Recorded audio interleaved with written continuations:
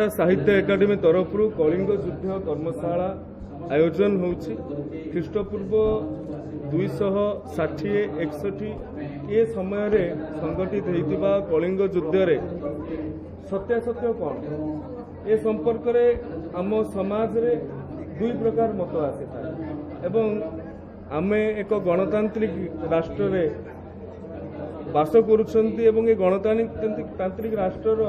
सौंदर्य होउछि वितर्क और विमर्श। तेणु ए संपर्क रे जो सकारात्मक बा नकारात्मक दुई प्रकार मत रही से मत संपर्क रे आलोचना हेबो एवं जहाँ आलोचना हेबो ताहा दस्तावेज आकार रे साहित्य करी रखा जाय तापरे समाज पाखकु ताहा प्रदान करा जिवो। समाज रे आहुरी अनुशीलन हेबो आहुरी मनन हेबो आहुरी गवेषणा करा जिवो आहुरी अध्ययन करा जिवो तेबे जाईकी ए संपर्क रे वास्तव चित्र चरित्र सामना को आसीबो बोली मैं विश्वास करूँ। ये आरंभ हेबो एठु जो निर्यास बाहरिबो ताहा निर्भर करुछि केते समय लागिबो एवं इतिहास को खुंटी साउंटी सामना को आनिबारे केते समय लागिबो से कथाटा धार्य होई पारि न थाए। कोनोसी समय रे शिलालेखटी आसी जाई थाए सेथिरु आमे जहा पांती बहु आकार रे ताहा पाठ्य पुस्तक रे मध्ये स्थानित हो जाई थाए किंतु बहु समय रे बहु कथा अनालोचित होई कि रही जाए। कलिंग युद्ध समय रे ओडिशार नेतृत्व किए नौथिले कलिंग युद्ध समय रे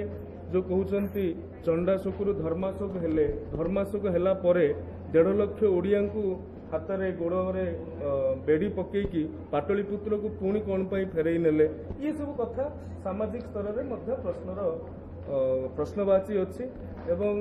सरकारी पृष्ठपोषकता एवं आपण मानकर साधारण जनतार सहभागितार ये कथा को आमे उन्मोचित करवा एवं